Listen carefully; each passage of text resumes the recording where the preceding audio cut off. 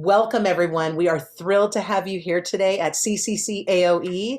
We are here representing the Los Angeles Education Alignment Project, also known as LEAP.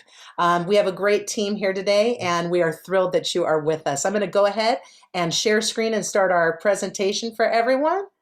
And we have some great people that will be sorry, I just had a little situation there. We have some great people that will be presenting today. So I'm excited for everybody to be here and looking forward to a great presentation. Let me move this up. Okay. Welcome, welcome, welcome. Glad everybody's here today. My name is Renee Marshall, and we are excited to welcome you to the Los Angeles Education Alignment Project. We invite you at any time to ask questions or make comments in the chat. We also have a small group, so if at any point you want to unmute and talk, that is welcome as well. But we are thrilled to see you here today. We want to quickly do some introductions where we can share who we are and where we're coming from. So you have a little bit of context. I want everybody to know that at the end of this session, we have contact information for everybody who's on our panel and who's involved, and we would love to dialogue and have conversation with you. Anyways, my name is Renee Marshall, and I have been servicing our California community colleges since 2004. Before that, I was in TK through 12 education. I'm trained as a teacher and as an administrator. And during the time that I've been in the community college system, I have worked for a variety of our colleges. I spent most time at College of the Canyons, but I now serve as an education consultant and work for a variety of our colleges across the state. With that, let's go ahead to Leah Martinez to have her introduce next. Hello, everyone. Thanks for joining us. My name is Leah Martinez. I am the interim project manager for the Teacher Preparation and Pathways program at Rio Hondo College. Also the former project lead for the Strong Workforce Teacher Preparation Project in the Los Angeles region for 4 years, 2016 to 2020, which initiated the formation of the Teach Los Angeles Regional Collaborative, or Teach LA. Again, thank you for being here. Hello, everyone. My name is Marini Smith. It's a pleasure to join you this afternoon. I am an assistant professor of education and child development at West Los Angeles College. Like Renee, I also started in K-12 for many years, and I've been in higher ed for about the past 7 years. I am also the Title V STEM Teacher Prep Coordinator at West Los Angeles, and I also work on our Strong Workforce Teacher Preparation Pipeline grant. So thanks again for joining us. Hello, everyone. Please allow me a few minutes to introduce myself. My name is Elvia Banuelos, and I'm a professor of child development and education in the Child, Family, and Education Studies Department at East Los Angeles College.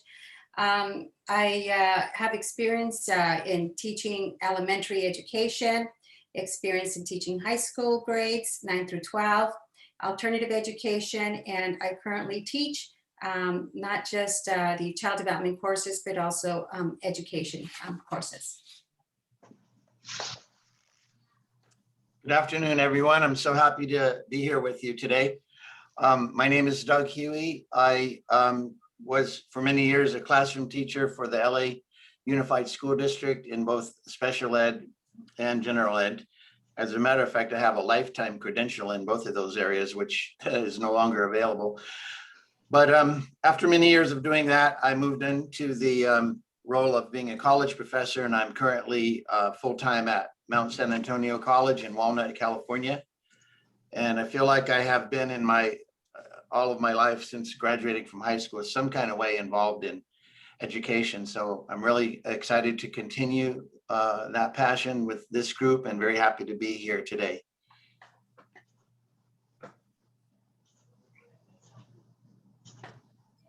Wonderful. Bobby, do you want to take a minute and introduce yourself? Even though we don't have you on the slide, we want to make sure that everybody who's on today knows who you are and the role that you take in the LA region. Okay, wasn't planning on it, but my name is Bobby Becka. I'm the Director of Grants Development and Management at El Camino College. My role really on this project is I assist our project director, Yadira Ariano, with managing both the Strong Workforce Project and the other grants that we have for our teacher preparation program. And so I lend support also to the LEAP project. Excellent. Thank you so much, Bobby. And later on in the presentation, we will hopefully have a moment to introduce you to Yadira as well. She's on right now. Oh, is she on right now? Excellent. Yadira, Yeah. would you be able to pop on real quick and introduce yourself and the role you take in Hi, Renee. Absolutely. I apologize to all of you. We're having a power outage here in Hacienda Heights, but I came to my car and I do not have my picture later on. Once the power comes back on, I will make sure that I log in with my face. I am Yadira Arellano. I am a college faculty at both Rio Hondo College and El Camino College, and I teach in the Child Development Department, and I am also teaching in the education field. I currently teach Education 110 at Rio Hondo College, and I'm so excited to take the role on this year as director. Leah did a phenomenal job, and I cannot do it by myself. It is me, Renee, and Bobby who will be taking care of everybody in the LA region. Excellent. Thank you so much, Yadira. And we're thrilled to have everyone here today to talk about this project. Let me go to our next slide. I'm not going to read this whole thing. Feel free to read it if you would like to. This is the summary of what we said this session was going to be about, but I'd like to just break it down in a few steps. The Los Angeles Education Alignment Project was or is the concept of bringing education stakeholders from as many of the colleges in the Los Angeles region as possible to come together and to streamline education pathways for future teachers in the Los Angeles region. The origin for this really comes from the fact that Los Angeles region has more underqualified teachers than many areas of California. And we're seeing there's underqualified teachers nationwide, and this is a problem, but it really is a challenge in Los Angeles. And we are looking for ways to streamline education pathways so that way students have exactly what they need from the moment they enter the pathway up until they are in the field and employed. And so basically, this project is bringing together many colleges in Los Angeles region to really look at our courses, to look at our degrees, and to look at our certificates, both in education, early childhood, and any ways that could be a pathway to becoming a teacher, and really trying to figure out ways to streamline that. With that, we'd like to share a quick, we'd like to share a quick video with you. And I apologize because I'm going to have to, sorry. I have to switch from the one to the next, so I apologize for a little bit of a click here. Thank you for your patience, but enjoy this.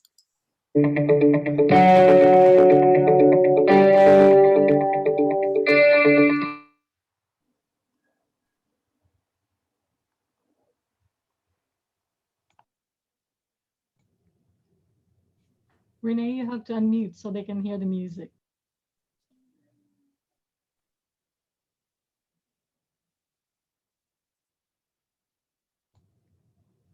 Renee, you have to when you muted, the sound cut out. I apologize. So I'm sorry. So you That's said, okay. Sorry, everybody. I apologize. I'll go back. It's only a few seconds. Thank you for your patience with technology glitches. Sorry about that. Thank you.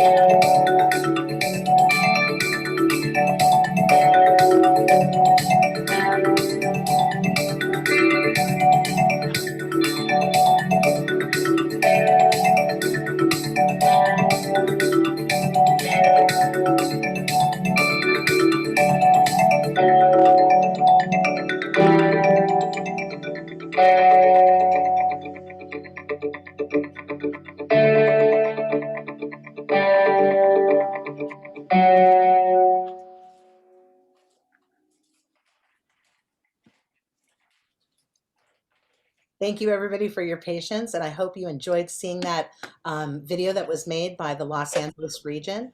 One thing I do want to point out, with my introduction, I talked for just a minute about underqualified teachers, both nationwide and in California, specifically in the Los Angeles region. When we're talking about underqualified, it's often people that are trained in one area and then switch to another. And so I just want to make sure I clarify that. An example would be if you have an elementary school teacher who's been trained to teach elementary and the district needs them to teach ninth grade math or eighth grade math, which is a single subject specialty area. And so when we're talking about underqualified teachers, this is not just something that our team is talking about, but this is just last week, the Learning Policy Institute, Linda Darling Hammond, had an article that was talking about this topic. And today we're here to share solution. That's what this is about, solutions and ideas for how we can best help teacher preparation moving forward. So with that, I'd like to hand it over to Leah Martinez. Hello again, everyone. Thank you for sharing this morning with us. There is actually a question in the chat. Does LA Pierce College participate in this collaboration? Definitely. They were part of the older funding or the past funding, and they're also part of this new funding. All right, so as the former project lead of Teach LA, my role here today is to give you a brief background of the beginnings and why we embark on this alignment project. So the Education Alignment Project in the Los Angeles region is part of a strong workforce program, Teacher Preparation Regional Project. It started back in 2016. And out of this project, we formed the Teach Los Angeles Regional Collaborative, or Teach LA for short. We had 11 community college members that met regularly and started looking at the various education courses, certificates, and degrees offered by our colleges. So as a result of that effort, a matrix was developed to list and map out the different offerings, leading to the alignment project in fall of 2020 called LEAP, which stands for Los Angeles Education Alignment. Now, the why. Among the Los Angeles area community college education programs, there is a wide degree of variance in courses, certificates, and degree option.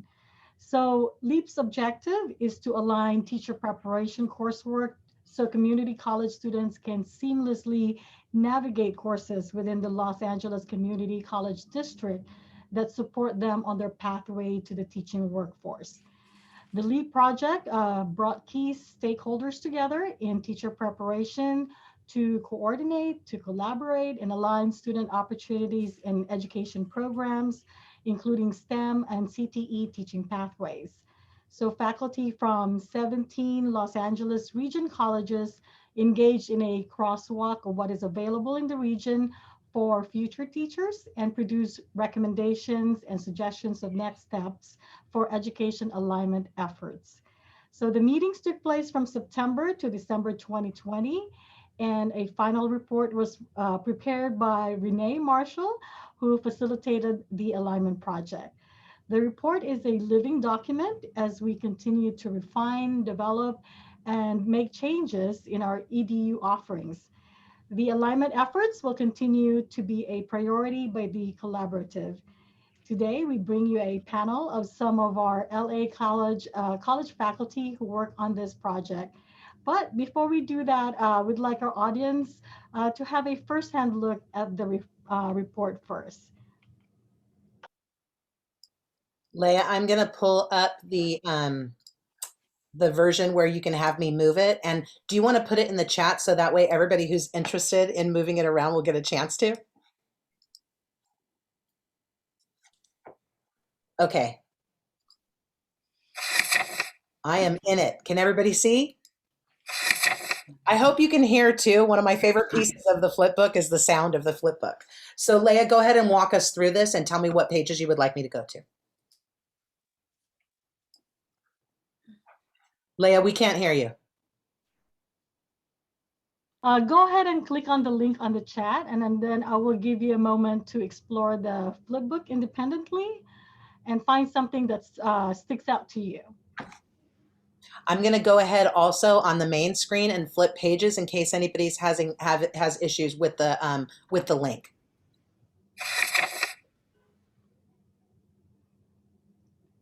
And so when you have a chance to actually check the flip book, go ahead and unmute or write anything on the chat that sticks out to you.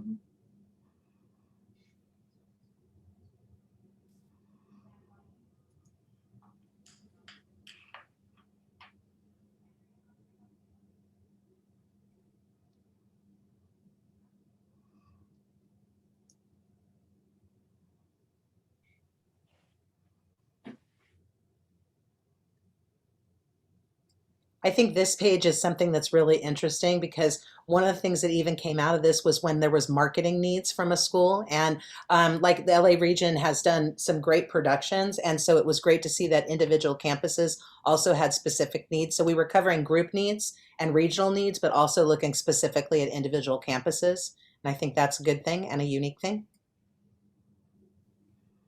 Okay, you probably had a chance to look at some of the pages, so let's play a little game. So in the flip book, find the 17 colleges that were involved in the crosswalk and tell me the page number and the names of the colleges.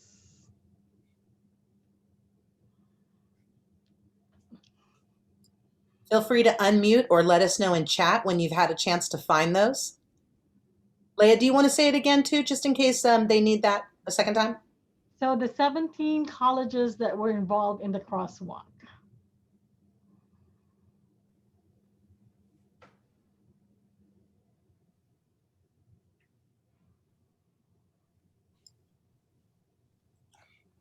Do you want to go ahead and tell me? Oh, I see it. Buddy has it. Let's see. Let's check it out. I'm going to the end. Whoops. Buddy was correct. Excellent. That's correct. And it is also on page 3, but yes, Buddy's correct. Thank you so much. Brave soul. Okay, the second one. Who can tell me the page number where our work group documented the various fieldwork placement process and the need for alignment?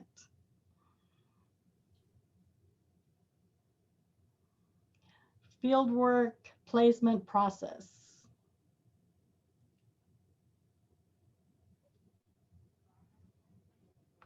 If someone in the waiting room.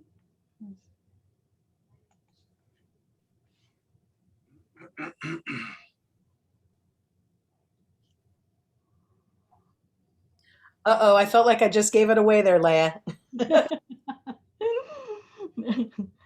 You got it, Renee. It is. Okay, next one. Find a page about the recommendations and next steps made by the group.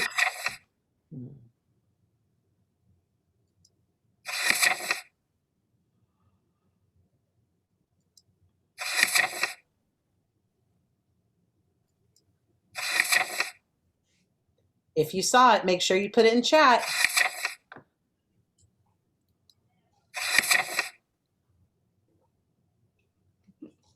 I think you passed it. Oh, we did.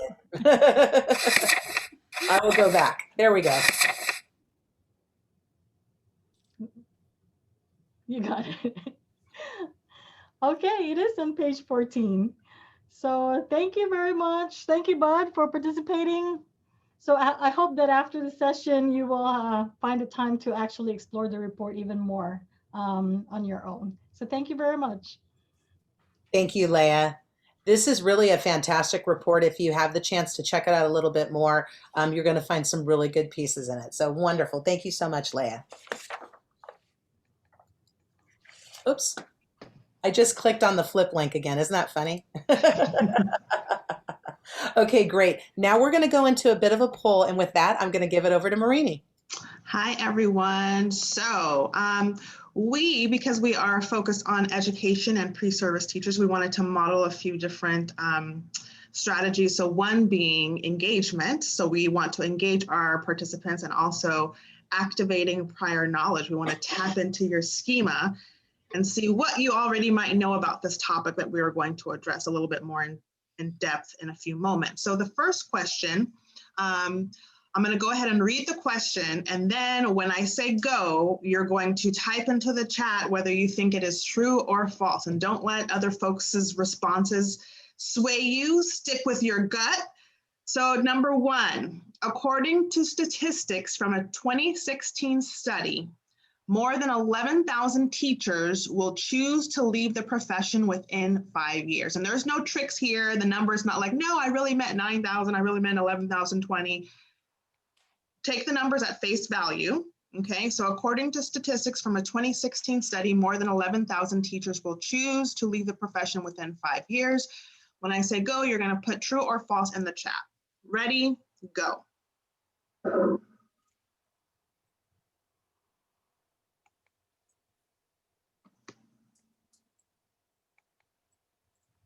You got about 10 more seconds. Give everyone an opportunity to put in their response. I see one true, one false. Anyone else want to weigh in? 5 more seconds.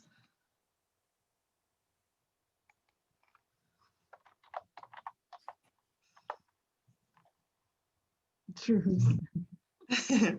All right, so those of you who answered true are in fact correct. And this is from 2016. More than 11,000 teachers will choose to leave the profession within 5 years. And so we can imagine what those numbers might look like now, 5 years later in 2021, especially during this time of a pandemic. So that is a stark number. Let's move on to question number 2.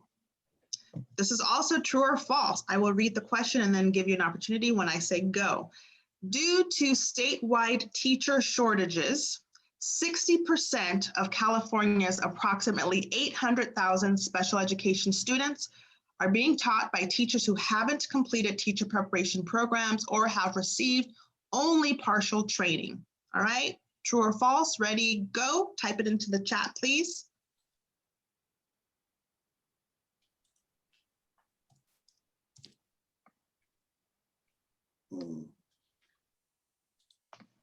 Go ahead and take a guess, Betty. You have a 50-50 chance of getting it right. It just opens us up to discussion. What are your thoughts?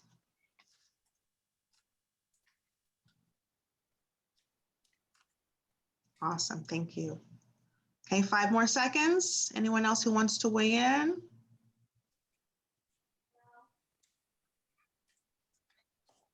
All right, so the correct answer is in fact true. It looks like most of you did answer true. So again, we're looking at a specific population, special education students. Most of the special education teachers, according to our data, 60% of special education students are being taught by teachers who haven't completed their teacher prep programs or who have received partial training. And we'll talk a little bit more about that. Part of the reason is just the demand is so high. And so the demand is so high to fill those spots and teachers aren't yet prepared. And so folks say, well, let's just put somebody in there. We'll train them while they're on the job, or they're just not prepared because the demand is so high to fill that need. All right, here's our final question. This one's multiple choice, a little more challenging. When I say go, you're going to put into the chat either A, B, C, D, or E, depending on which answer you think is the correct answer. What might be one impact on the school site ecosystem when an effective teacher leaves? A, academic and social expertise is lost. B, communication connections are lost. C, emotional stability for students suffers. D, school site productivity is affected. Or E, all of the above. Ready, go.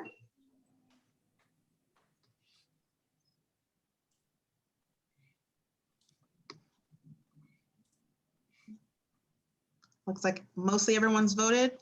5 seconds. Okay, this is a sharp group. I like how hard you're working to figure out the correct answer and using those critical thinking skills. So yes, the correct answer is in fact E, all of the above. So we see how high the stakes are in fact when one teacher leaves a school site, that impact can have a domino effect on not only individual students, but on that class, that school ecosystem as a whole. So thank you for participating. Thank you for playing. We're going to learn a little bit more about the teacher shortage from colleague Doug. Okay. So let's talk about this teacher shortage. I think everybody knows about it in general, who's involved in education, probably parents and whatnot, but let's go into it a little bit more deeply. First of all, let's think of it on a national level, and then we'll get down to talk about California. But on a national level, here's a recent headline from The Guardian regarding the national teacher shortage. And notice here the wording underqualified graduates. Schools are turning to underqualified. And Renee mentioned this at the outset, the use of that word, underqualified, just meaning either they're not in the right position that they were trained for, or they haven't yet finished their qualifications. As a matter of fact, I was one of those teachers many years ago. I started teaching in special ed before I had fully finished my my coursework. So I know about this myself. But here you see that the shortages are worsening across the nation, the majority of US states. Okay, Renee, go forward. Here's a map that you also have reference to, the source of this map. Because it's just a screenshot here in the slideshow, I can't show you how it works, but you can click on any state. So we all know what this state is, of course, our nice looking California. No, go back. With our beautiful coastline here. But what about this state right here? What state is this? Anyone knows? We can't see your cursor, Doug. So you can't see it? Yeah. Can't see okay. I thought you could see it. All right, never mind. Then go forward. What that interactive map from Learning Policy Institute allows you to click on any state, and it will bring up this fact sheet. And you can just quickly scan over it and see, you know, all the things. I mean, most people would be immediately concerned with what is the starting salary, but there are also student pupil teacher ratio and all kinds of stuff, turnover rate and whatever. Just for a moment here, just let your mind focus on this starting salary line and also pupil teacher ratio for California. Now go forward one.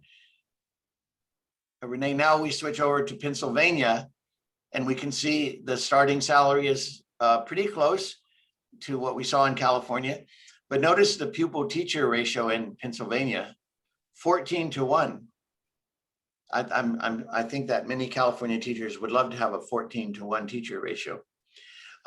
So this is for your research pleasure. When you want to research something, go to the Learning Policy Institute, and you can investigate these schools regionally. You can look in the South, you can look in the Northwest, you can look in the East, and so on. All right, go forward, Renee, please. All right, so now let's focus on California. This is a state we live in, the state we work in.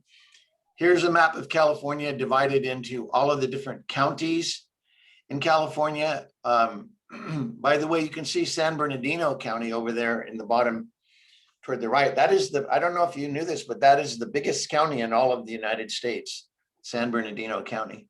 So that's just a little trivia, not really related to our report. But anyway, look at the text that 80% of districts in California report a shortage of qualified teachers that have completely finished their training. And that's just in the 17-18 school year. So this isn't from a long time ago. 9 out of 10 of those districts said that the situation was worse than it was the previous year. And in matter of fact, we'll make reference to that steady decline other places in this report. So the teachers are just not, well, they're either retiring or leaving the profession, you know, after 5 or 6 years, or the most critical problem that we're aware of is they're just not signing up for teacher preparation programs. So go forward, Renee, please. All right, so we're talking about teacher shortages, but let's look specifically in California, where are these shortages in terms of subjects? And so here's a report taken from DataQuest, California Department of Education, just this month. And you can see I'm bringing your attention to the statewide column, which is the second column there. First you have LA County, and then you have statewide. So I put the top numbers, the 5 top numbers of where the shortages are. And you can see that the biggest shortage is in self-contained classrooms. That can refer to a variety of things, including English language learners and other variations. So it's a combination, and that's why it's high. But then we come to the second highest, which is special education. That is, in fact, the subject that has the single most shortages in it in all of California. Kindergarten, pardon? Doug, this is Buddy. What do the numbers represent? Are they a percentage or are they? No, they're actual numbers. They're the numbers of unfilled classrooms that need a teacher. I see. And can you focus in on life science? When I see in Los Angeles 174.9, what does that mean to me? It means in LA County, including every school that's in LA County, there's currently 100, probably you could say 175 life science classrooms that don't have a teacher. Renee alluded to this earlier. When schools don't have a teacher, the principal, the CEO of an individual school, has to do something. And what he or she may do is just pull a teacher from another area. You might have a math teacher teaching life science, because or another very common solution is to get a substitute, or hire someone on a quote, well, what they used to call emergency credential, which is another way of saying you're not a fully qualified teacher yet. So we can go into the fine details of this, but yes, Buddy, thank you for that question. That is exactly what that means. Look down at the lower left-hand corner of the slide and see that English and drama teachers are the third biggest shortage in that area. I think that would not come intuitively to most people, and then followed by math and then the social sciences. Okay, let's go on to the next slide. So what are the reasons for the fact that we're having this phenomenon? And remember the first headline from The Guardian, it's not just a snapshot phenomenon, it's worsening each year. So what is the reason for that? So I was watching a YouTube video where the interviewer was talking to college students, undergrads, about the teaching profession. And this one quote stuck with me. One of the young ladies said, "Teaching is not an attractive career choice for college students." Well, what's the reason for that? Salary is the first thing that comes to mind. We're not going to go deeply into that, but that is probably the first thing that people think of. You see it all the time on social media. Teachers need to be paid more. They're not making enough money for the amount of work that they do. But beyond salary, we also have that it's a very highly demanding job. You saw the teacher-student ratio in Pennsylvania was 14-1, and in California, 24-1. So it's highly stressful job. Teachers also don't feel that they get the respect or the appreciation or the recognition that they need, and they want to be able to enjoy the job. They want to have, teaching has to be fun after all, and enjoyable. And then the working conditions can be improved, and they're made even worse by the COVID phenomenon. All right, move forward, please. So in the general topic of shortages, let's specify now about gender, and then following that, we will talk about ethnicity. So primary schools, as you can see, have long been dominated by women. I think we all know this from our own experience, but you can see that male primary teachers only make up about 14% of the workforce. And then if we move up from the primary to the secondary, that number increases to 35%, but still that's only roughly a third of the teachers, even at the secondary level, which would mean middle and high school. So that is a particular type of shortage that recruitment efforts would like to address. How can we interest more males in teaching? There's a number of reasons for that. We don't have time to go into all of them right now, but let's move on to the next slide. Now here we talk about ethnicity. Here again, fresh data taken from the California Department of Education just a couple of days ago, tells you the population of students on the left-hand column in these four major ethnic groups, and then the corresponding level of teachers. And it just lets your eye slide from left to right to see the disparity between the number of students and the number of teachers. This is a big concern today. There's a lot of discussion about the diversity of the teaching force in terms of its ethnicity. So we'll just leave it at that and go to the next slide. And I believe this is the last slide, and just talking about some possible solutions. We don't have time to really discuss each of them, but if you have, you can look at this later at your leisure. And these are just some ideas.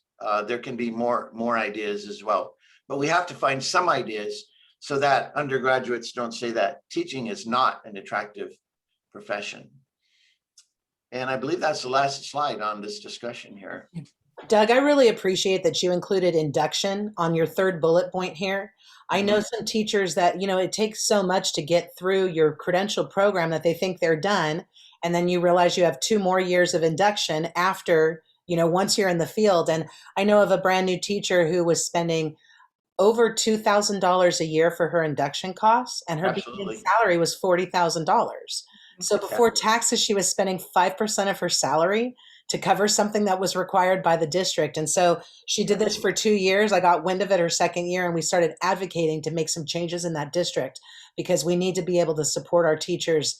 We want them to stay. We want them to be highly qualified, trained, and we want them to stay, right? So I love that you have these investments here, loan programs, grants available. You have some really great ideas here, and we're going to get more into this now as we jump into our panel. So thank you so much for this information, Doug. It's fantastic.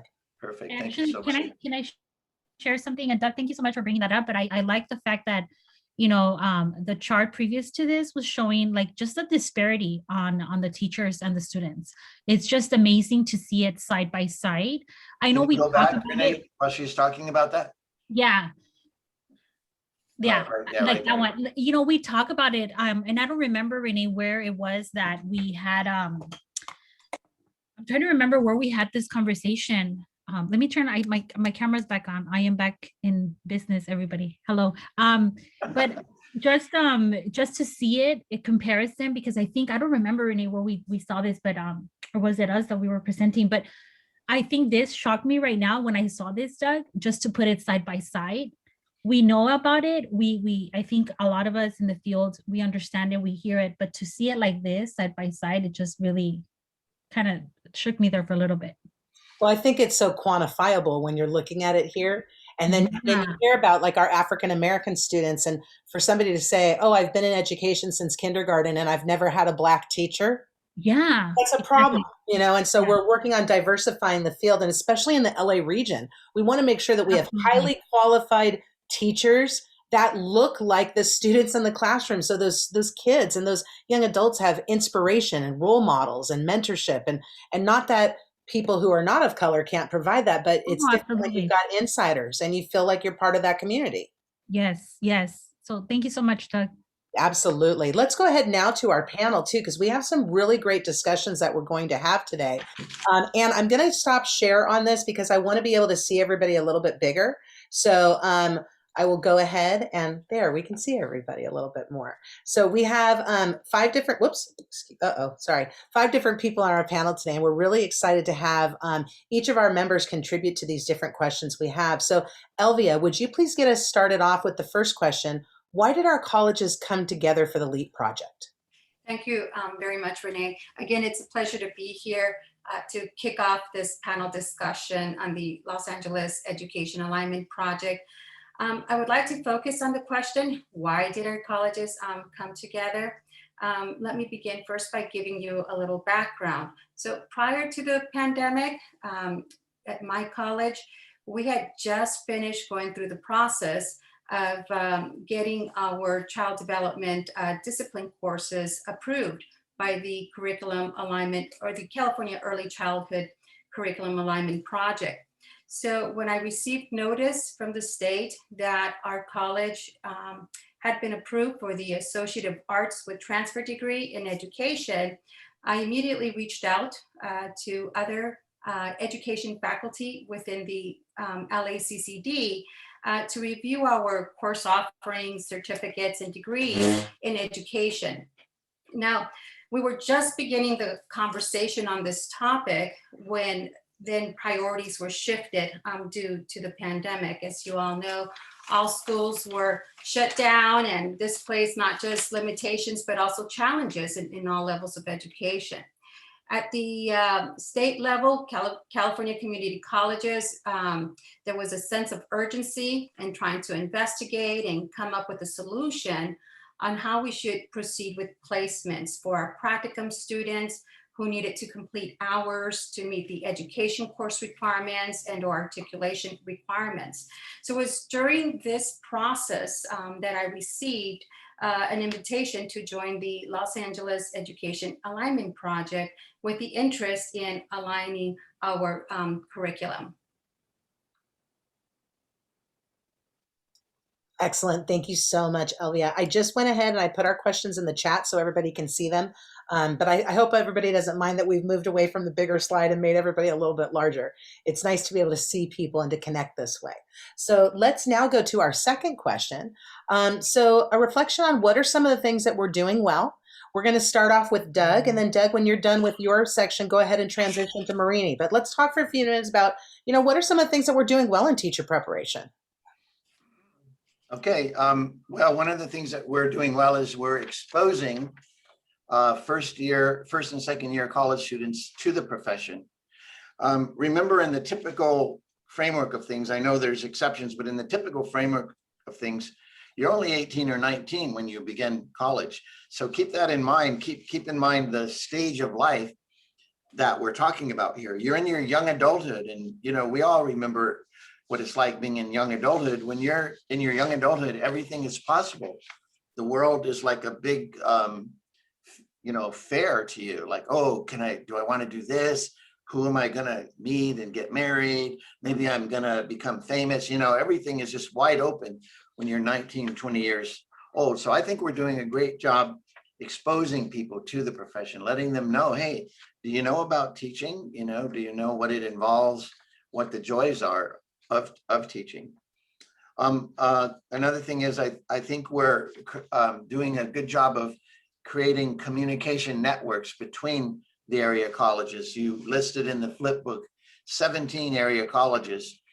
And I've been teaching at Mount SAC for over 20 years, and I never knew what's going on at Pierce College, what's going on at West LA College, and so this collaboration is really filling me in on that. And I've really grown a lot just in this year that I've been, or even less than a year that I've been involved. So I think we're doing that very well. Marini, what do you think?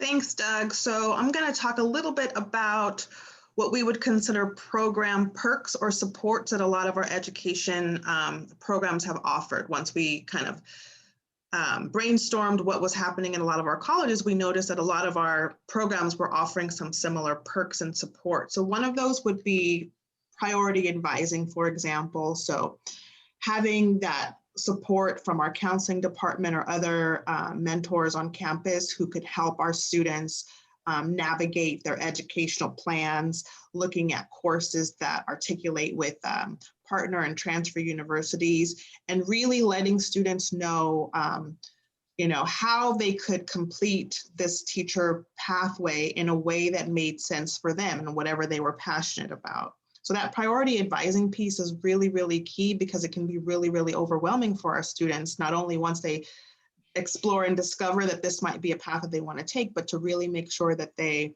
are following along the path that's going to best suit their needs, because we know that there's so many options in education in terms of which way you can go. And then there were some more tangible perks, things like because of grants that a lot of our programs had, we had things like textbook loans for students to help cut down the cost of textbooks, or laptop loans, for example, to help, especially in this time of COVID where students really need that technical support. Hands-on experiences, be them virtual, as hands-on as you can have virtual, but when we're face-to-face, those sorts of experiences where students can have field work and really see up close and personal what some of these educational career opportunities might be.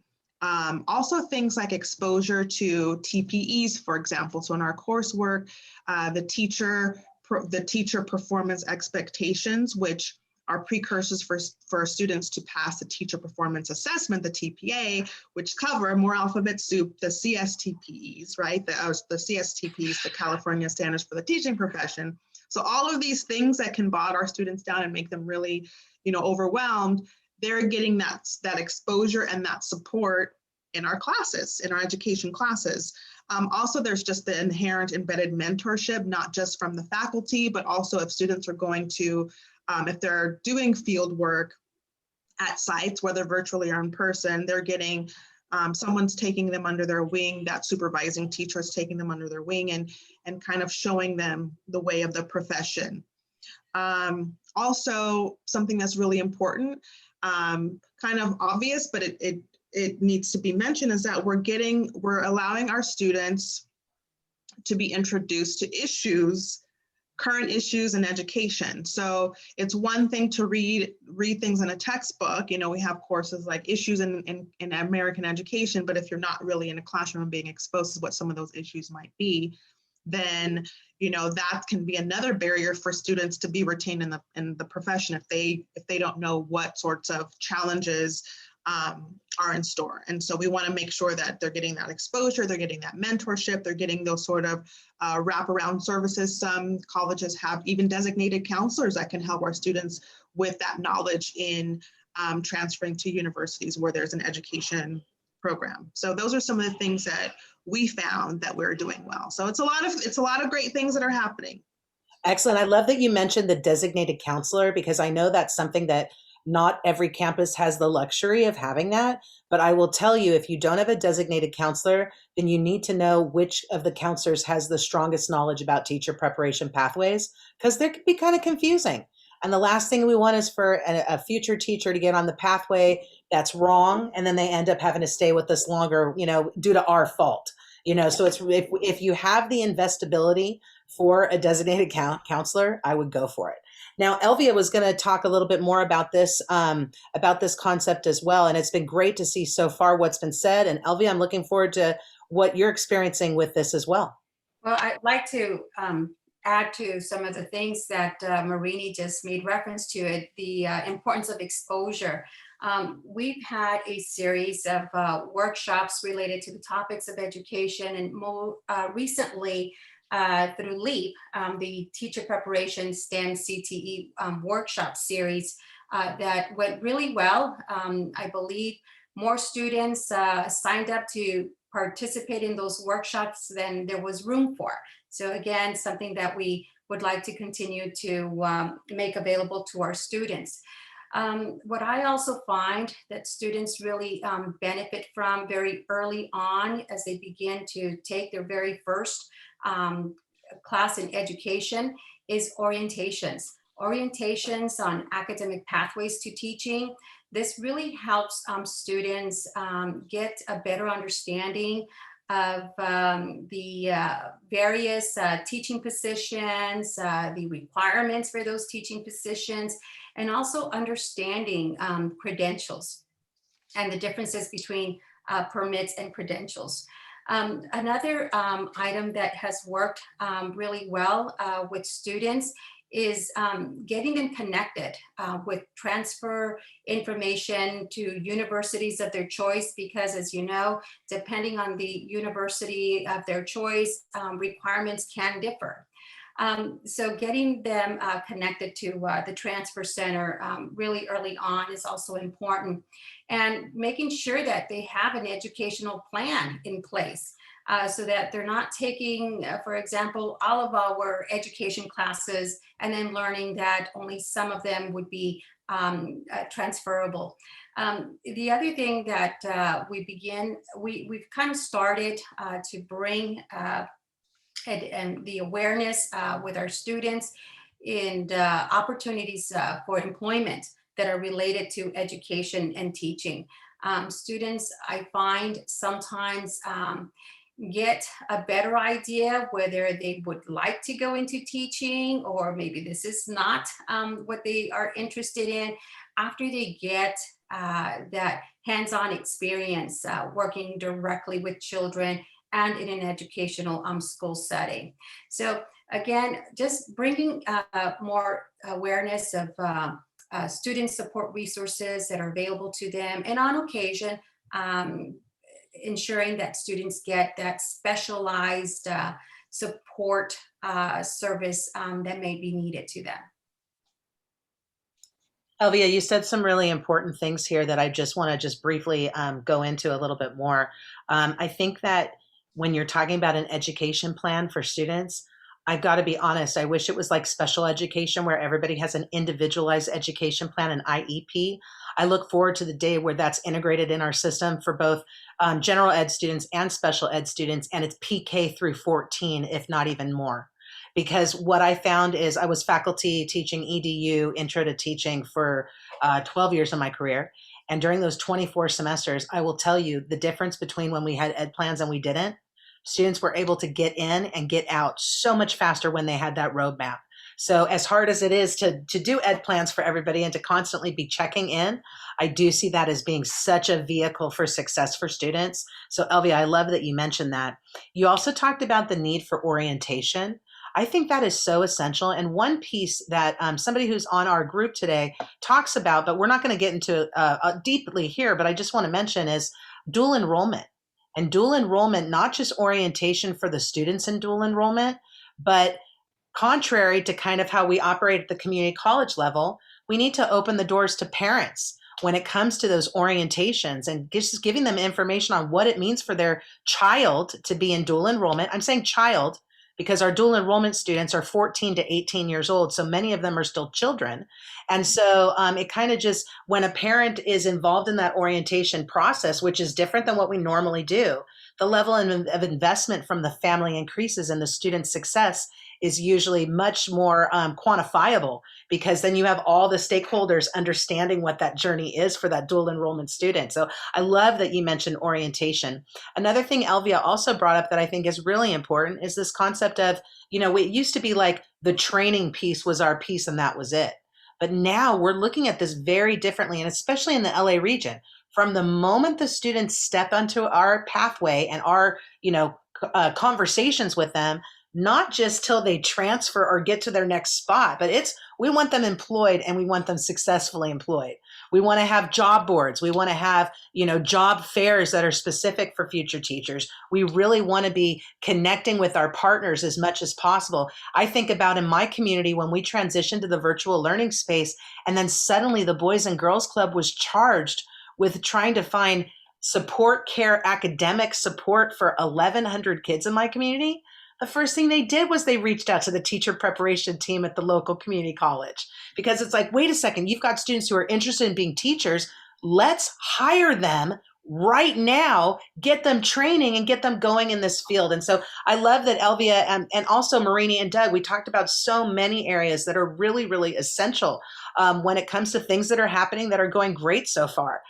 Let's now transition. Where are our challenges? Where are the challenges in teacher preparation in general, but also in our LA region? And with that, let's go back now to Marini to start us off on a discussion of challenges.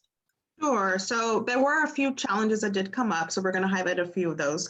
One of the big challenges, I would say, would be practicum placements or students completing hours. So one of the things in our alignment was that we wanted to align what some of the fundamental requirements were. So one of the main requirements that we kind of agreed on was to make sure that our students had to complete 45 hours of structured field work in a TK or ETK through 6 public school classroom, something along those lines. Those were our general guidelines that we felt we wanted to make sure that our students were required to do, because it would make that course CID, so course ID, transferable to the CSU, which would be equivalent to the Education 200 course. So that was kind of our fundamental thing. We want to make sure that this course is CID aligned. So before pandemic, obviously practicum can have its challenges or replacing students, but we've been in this situation for a year now. And so that was definitely a big consideration. So we want to make sure that we're providing a robust experience, right? And so we had to come together in what we called an education community of practice, where we kind of brainstormed and we're thinking, okay, this is something that we really want to push for, these practicum hours, but how are we going to do it in a way that's authentic and meaningful? So we had to kind of get creative. So doing things like videos, having videos and compiling videos, which is not as easy as it might sound, to make them engaging and relevant and to kind of reflect the diverse experience that students would encounter if they're having field work in person. There's also kind of the fundamental philosophical differences where is it good enough to replace this in-person field work by doing something virtual or workshops, etc. So we had some philosophical differences there, but we do want our students to be able to continue along their pathway. And so we want to give them every opportunity and find ways to make it work. That's kind of like we're in make it work mode, right? And so that was one challenge, which is figuring out how the students can complete and conduct these fieldwork experiences in meaningful ways. We know that in education, there are a lot of requirements. So things like test taking, paying for tests, passing tests like the CBES, the RICA, the CSET, and some of the more logistical things that students have to do to be placed in schools, at school sites, TB tests, sometimes live scan fingerprinting, and those things can be cost prohibitive for our students. So those were some kind of more logistical challenges.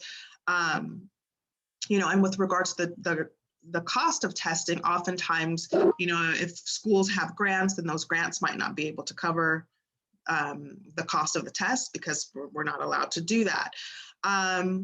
With regards to the hours, are the students placing themselves, or are we as the faculty trying to put students in placement? So that would be another challenge, was just simply finding ways to place students in programs. Does the district require an MOU with placing students at specific sites? That was something that came up that wasn't consistent, but could become a barrier if we had to establish formalized MOUs with the school sites where students were being placed, and then financial assistance that students might need across the board. Other things that came up were just simply expectations that come up when teaching, things that students have to deal with, such as like dealing with classroom management, addressing the needs of diverse learners, communications with families, and that work-life balance, which I'm sure we all are learning all too well, is really, really important to try to figure out how to maintain that work-life balance. So those were just a few of the challenges that came up, but we're gonna hear a few more from my colleague here. So, Doug, there was a little bit of background sound and I muted Doug and Elvia, so make sure that you unmute when you're ready to talk. Sorry about that. Gotcha. Okay, shall I go next? yes. That was a very thorough treatment of the topic, Marini. I really was following every word you said, especially about the placement. So many little tricks and traps there. Some other things, some of my ideas kind of overlap with Marini's in the sense that I thought of that funding is a challenge that we all face. And I mean, from top to bottom, specifically. So to give you a particular example, at our school at Mount San Antonio College, we do have a teacher preparation institute. We've had it since 2000. Every single year, we have to scramble to find the money to cover the things that we want to do. And I just don't understand it, because other programs are fully funded, institutionalized, and know that they're going to get their budget requests fulfilled every year. So I think there's a little bit of lag in terms of funding. I will add an optimistic note, though, that I think even starting at the federal level, we're starting to see some funding movement here. California just got, what was it, like $300 billion or something? Renee, you have that figure? I don't have it off the top of my head, but they also got a ton of equity money just this week. Yeah. So, great, grateful for that. But that is an ongoing problem, the funding. Now, each of us, wherever we teach, we know that we have what's considered our transfer school. And we probably have very tight interactions with that one school, but students can go to many different schools. For Mount SAC, we have about 5 CSUs that the students typically go to. So one of the challenges is keeping up with all of the changes at all the schools. Somebody mentioned earlier, I don't remember if it was Elvira or who it was, that said about every school has their own special way of doing things. They might have different timetables for their getting your registrations in. They might require, my own son, who's just about to turn 21 this in a couple of days, he had to decide what English class to take, depending on whether he was going to transfer to Cal Poly or Cal State Fullerton. Can you believe that? The school wants a different English class, a different critical thinking class, either 1C or some equivalent like a philosophy class or something. So the details can be very, you must stay on top of them if you're going to properly advise students. I really admire counselors who stay up with the changes. And I really would like to have a talk with counselors that don't stay up with the changes, because it's like when you give someone directions and you give them bad directions and you're like, well, they're out of my hair. But you didn't give them good directions. You really don't go 2 blocks and turn left and then go straight for 5 miles. You just told them somewhere to go and they left. And that happens to students all the time. Believe me, they can wander around. I've even had students come to me as a professor, and I'll look at their plan. Renee was mentioning an ed plan earlier, and I'm like, who wrote this for you? We don't even have this class anymore. This English class has been put to rest. It doesn't even exist anymore, and so on. So anyway, keeping up with the changes. And then lastly, I thought of one of the challenges that we face is just being given a place at the table, even in our own college, or in the broader, bigger table of all of California. What is our voice? Is our voice valued? Is our voice sought after with the respect and the urgency that I believe that it should be? And I do not find this to be true. I call this a challenge because it needs to improve.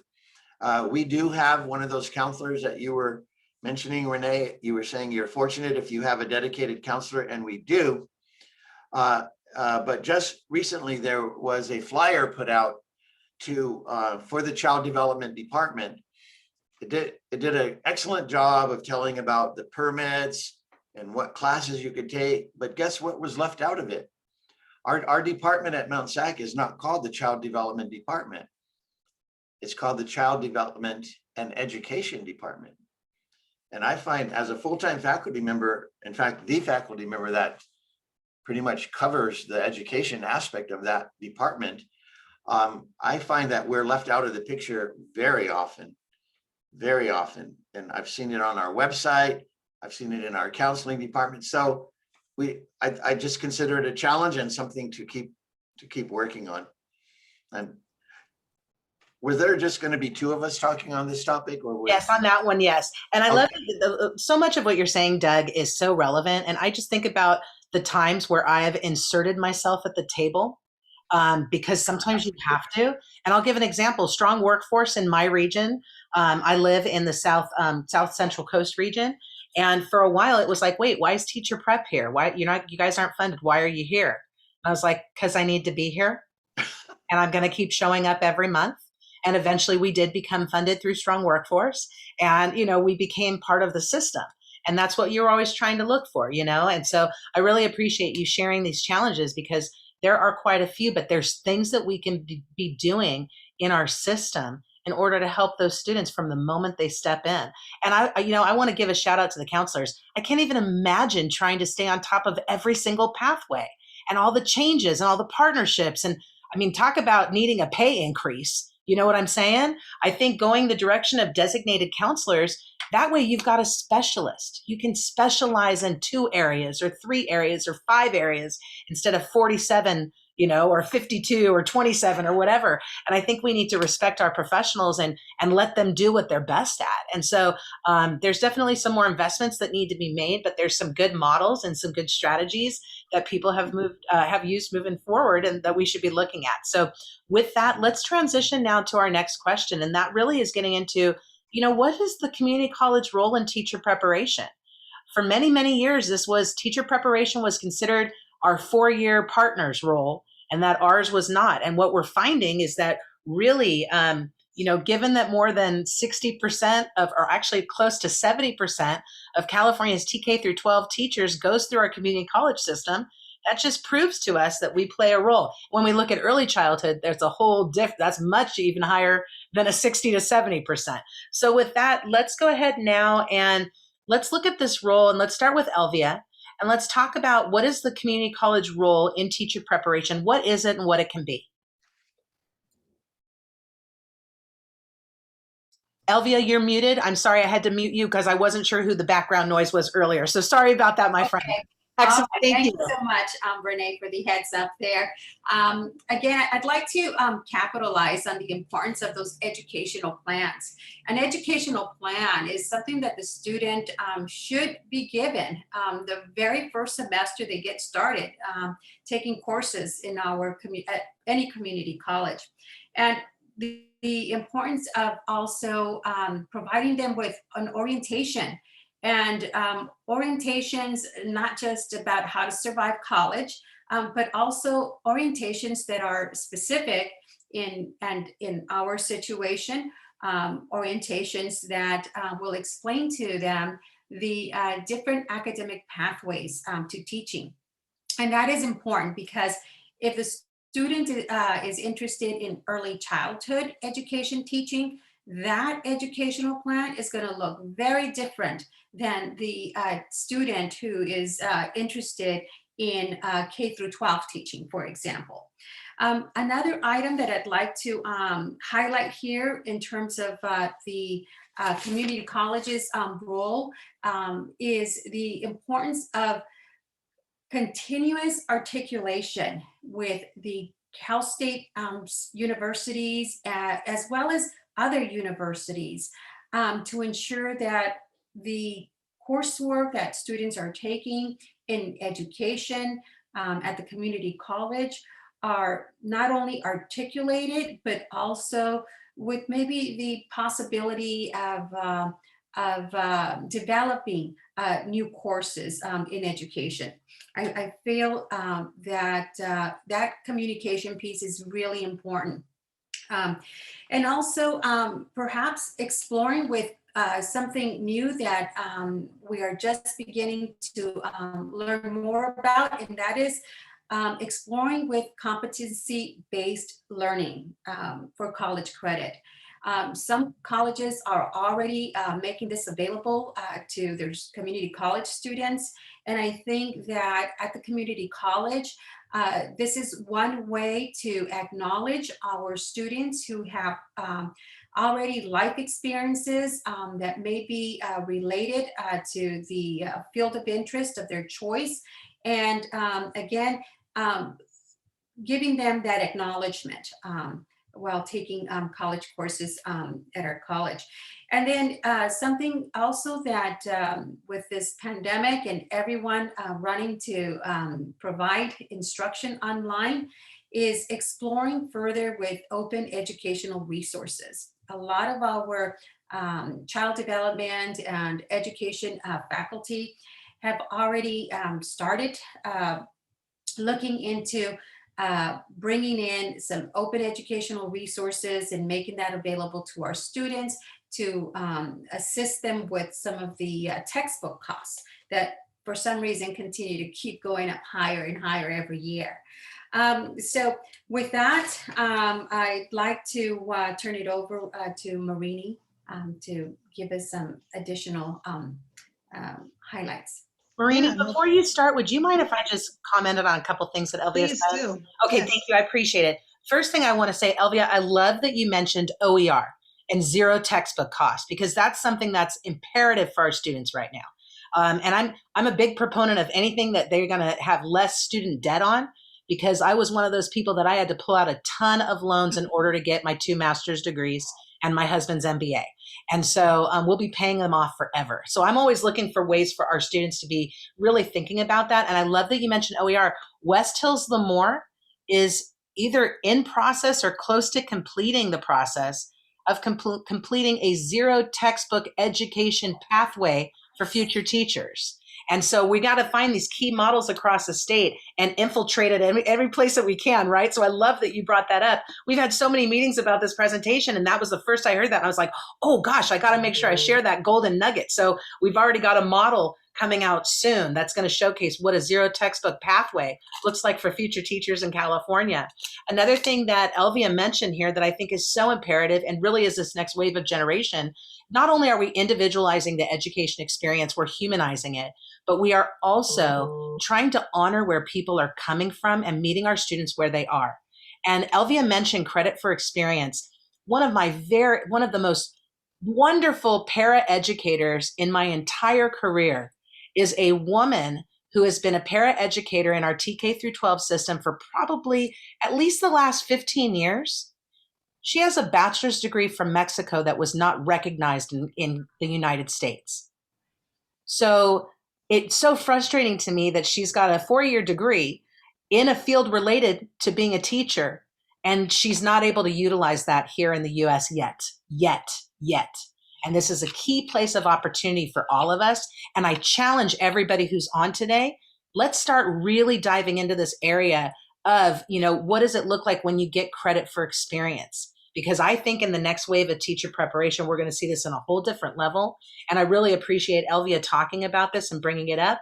And with that, I'd like to transition to Marini. Thank you for allowing me a moment to kind of reflect on it. Of course. So when we discussed how we wanted to share the community college's role in the teacher education pathway, we kind of divided into 3 kind of categories. Explanation is what Elvia covered, and then I'm going to talk about exploration, and then Doug will take on the inspiration piece. So explanation, exploration, and inspiration. So for exploration, if you think about it, we feel that community college is an opportunity for our students to really explore a variety of career options, because when they transfer or when students get to a 4-year, whether it's transfer or they're going from high school to a 4-year, there's kind of this imperative pressure to already have made a decision and declare your major. So many of our community colleges offer classes that are specifically geared towards career exploration in education or child development, so that students can see if they're interested in, for example, early childhood education, or they want to go into K-12, but maybe they want to focus on elementary or secondary, or maybe they want to be a counselor, or maybe they want to focus on special education. Maybe they want to focus on specific populations like English learners or special education students. And so the community college for us is really a ground where they can really explore and decide what it is they're passionate about. And then, they can get the support to pursue their passion. So we also provide students with opportunities to explore through things like guest speakers. We've had, as mentioned before, virtual workshops series. This Thursday, for example, our students at West LA College will be able to participate in an Introduction to Child Life workshop that is sponsored by Children's Hospital Los Angeles. So that would be a great opportunity for students to explore child life specialists as a career. We've hosted things like career and education panels where students got exposure to a variety of education-related fields. Also, opportunities to hear from students and their transfer stories so that students can explore what does it mean if I'm transferring from a community college to a 4-year with this major, and what are some best practices or tips and tricks to help me be successful. We also do campus tours, both virtual and in person, hopefully soon.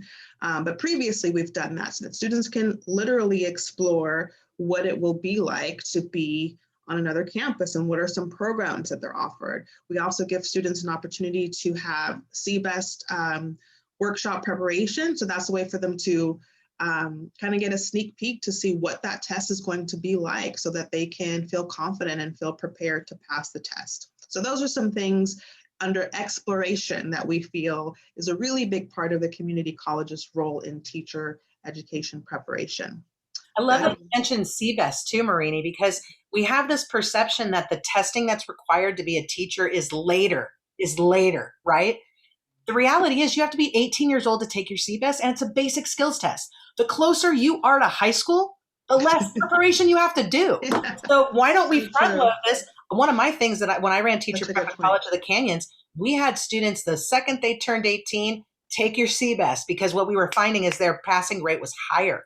And so I love that you mentioned that free CBEST test prep workshops. We need to have them with barrier free, that our students can get that access. I'll tell you, when they transfer, one of the reasons why I started a CSET test prep on my campus when I was back at College of the Canyons was I found out that my transferring institution was charging students over $400 to take a CSET test prep. And so I decided, why don't we bring it on our campus for free? You know, get grant funding to run it. And then there's no barriers for our students in terms of them attending and participating. You know, because $400, man, I don't know about you, I can't always afford $400 every month. So, you know, for our students, you think about how much worse it is. So thank you so much for sharing that. Let's head now to Doug. All right. I like what I heard so far with the explaining to the students. We're talking about what our community colleges do well. Explain about the profession, give them an opportunity to explore the profession. And the last thing that we want to talk about is we have an opportunity to inspire them. And I think young adulthood is a perfect time for addressing the inspiration piece. I don't know who among you has looked at any of the TED Talk videos, you know, TED Talk / education. If you haven't, I would suggest it to you, because they are a litany of inspiring speakers talking about you know, different elements of inspiring. One of my favorite is Rita Pierce. Are any of you familiar with her? Yeah, yes, she's one of my favorites. Yeah, mine too. I really like the things she touches on. Renee, do we have time to show that video? It's 1 minute and 19 seconds. I'm going to try right now. So why don't you keep talking, Doug, and then I'm going to work on loading it and getting it shareable. So just talk 1 more minute. I'll work on it. Okay. Okay. Awesome. Well, there isn't a lot of factual information to say about inspiration. Inspiration is an emotion. You have to yourself be inspired. I think we all are, or we would not be in this profession, or we wouldn't have gone so deeply into this profession if we ourselves weren't inspired. So that is going to rub off on people a little bit, because just being around you, they're going to pick up on your enthusiasm and your vision for this field. But beyond that, we can point them to other examples. And just, I don't know who is your example for each individual here on the panel or in the audience. You know, what are some people that inspire you? You must have some on the top of your head. Muhammad Ali inspires me. Nelson Mandela inspires me. You know, there's people that you just have in your life where you just go, man, they did that. That's amazing. Nelson Mandela was in prison for 28 years. Can you believe that? Hey, Doug, for some reason, I'm sorry to interrupt, but for some reason, a different video is loading on my side. Could you go ahead and share it from your side so that way we can show it with everybody? We didn't know if we were going to have enough time. We were really hoping to show this with you, but for some reason. Should I do share screen? Yeah, you can go ahead and share screen and play the video directly from you. Okay. Okay, excellent. Thank you. I'm so glad we have enough time to share this too, because this is a really cool video. Yeah, this won't take long at all, but it's really cool. All right, you see it now? Yep. Can you hear? Yes. Okay.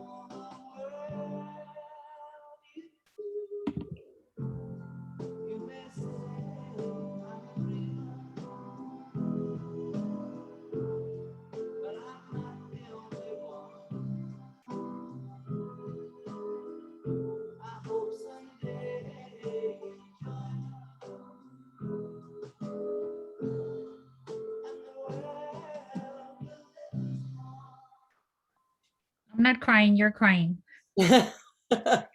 I know Exactly what I said. it's crazy when you think about Anne Frank and Martin Luther King and these people that if they hadn't been killed.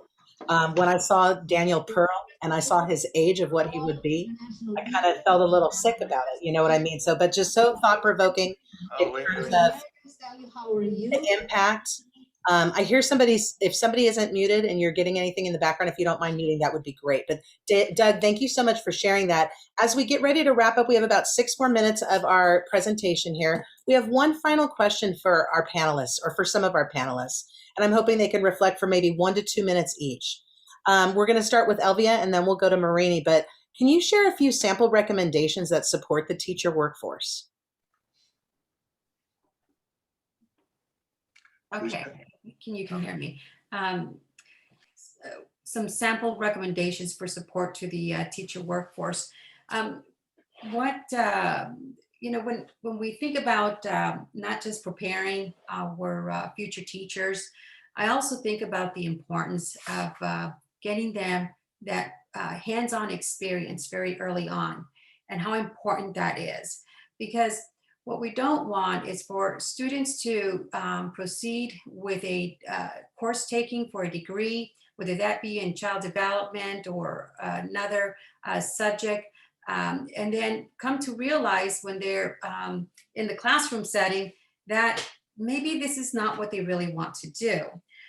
So not only ensuring that they have exposure to orientations in the teaching pathway, but also other fields that they can go into, other career fields that they can go into and put that degree and make it work for them. So that's one thing that comes to mind. Another is the importance of continuity with advocacy. We definitely need to continue to advocate for support to our teaching programs. I know something that came out of one of our discussions from our advisory was to maybe consider writing to now, is it our First Lady, Mrs. Biden, I think Jill Biden, and who herself is a teacher, and see what we can do to get continuous funding, whether that be for early ed programs or K through 12 programs, and support also for our students who choose to go into the field of teaching. And then one last thing is partnerships with some of our local employing districts who will maybe not just provide opportunities for practicum for our students to complete their practicum experience, but also consider providing our students first priority when it comes to employment opportunities, whether that be as a classroom assistant or a classroom teacher when they complete their degree programs. And these are some of the things that come to mind in terms of some sample recommendations to support the teaching workforce.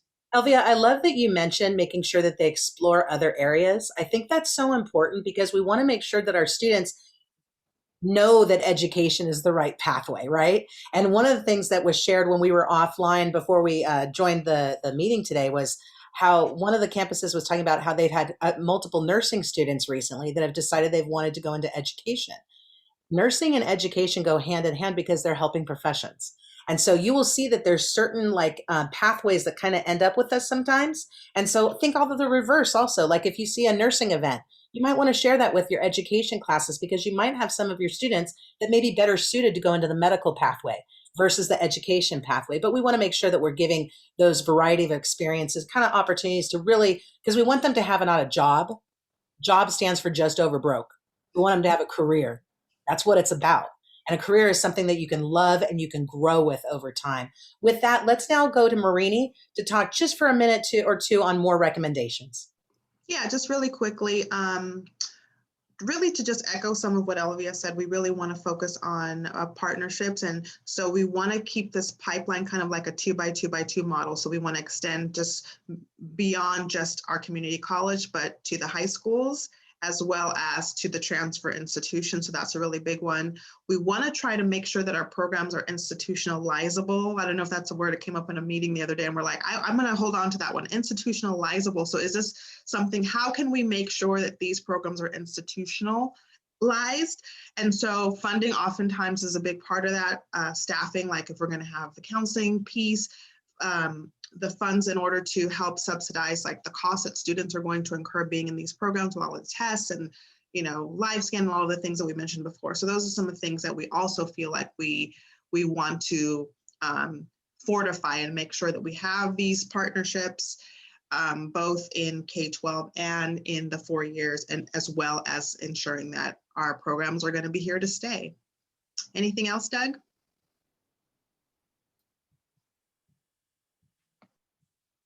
Oh, you're muted, Doug. Okay, let's see, yeah, okay. Yeah, I have an idea. It's coming from a very different direction though. It's say thank you. Show your appreciation. Teach your kids to show their appreciation. When you walk out of a classroom, even a college classroom, that person has just given you something. Didn't your mom teach you to say thank you when somebody gives you something? Let's not forget that. Show your appreciation, because teachers work hard, they work long, they work for low dollars. And one of the things that they can really feel is when you show your appreciation. We've all been classroom teachers, I think, of one kind or another. And do you not have a folder, or I know I do, every time a student gives me a card at the end of a semester, oh, Professor Huey, I really loved your class. I learned so much from you. You're a wonderful teacher. I'm like, oh yeah, this is going in my file. Don't you call it a smile file? I called it my smile file. Oh, smile file? No. I would tell my intro to teaching students about it, so that way they would start their smile file the moment they were in that class. Because the moment a child draws a picture for you, or a student writes you a card, or, I mean, I'm looking to the side because I literally keep it on the side. So when I'm having a rough day, I pull out my smile file. And I think about the over 3,000 people that I've had the opportunity to be my students over the years. And I think about the impact. So I love that you said that. I love that you said that. I was gonna say, Doug, it's just I always say I may not win $1 million, but I sure do feel like $1 million when I get those cards. It does feel like that. It feels like I'm wearing this fur coat. Like, totally. How can I help you? We had something really interesting in the chat too. Buddy just put, what percentage of your students at the college have administration as their focus and a pathway? And I think that's a fascinating discussion, and that's something that we need to get into even more, because I know when I was at College of the Canyons, we not only had a teacher education pathway, but we had a supplemental program that we created that were for future teacher leaders. Because we had students who right away they knew they wanted to go into administration or advocacy or policy. And so we put them on that pathway in terms of, like, you've got to you got to put your boots on the ground. You got to have your time in the classroom, or else you're not going to be legitimate as you continue to move on. But let's show you the pathway of how you move on. So I love that he mentioned that. And I think we always need to be looking at that next step and that next generation. I know we are right on time right now. And so as we get ready, I'm going to pull up our thank you slide. I'm just going to have Yadira for just a minute. It's going to talk about our next steps in the Los Angeles region. Sorry, Renee. Go ahead. Oh, yes, buddy. My question really was, the administrators at your college, what percentage are they focused on having the students shoehorned into pathways as opposed to CTE or returning students? I love that you said that. Would anybody else like to reflect on that, or would you like me to? Okay, I can go ahead and talk about it. I think that it depends on which campus you're looking at. So it's not just across the whole system right now.